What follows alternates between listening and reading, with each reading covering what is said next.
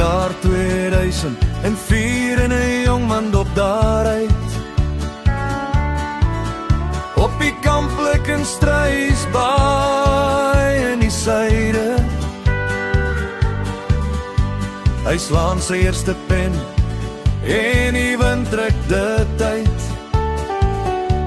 en praat toe in tale, elk sy eie snare. Toe alles staan hy terug en kyk en sê, middag ek is Merwel en my vier moenie uit.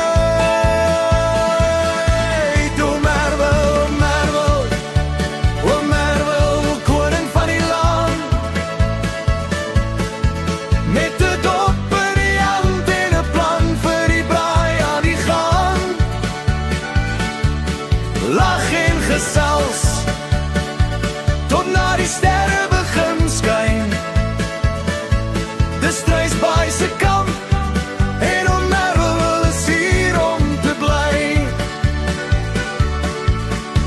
Die jare loop aan en O Merwel, 'n legende, maak vuur en kos oor die kole, van chops tot lekker brode. Hy praat so graag met almal in die kamp, en jare later steeds die nuwejaarskommandant.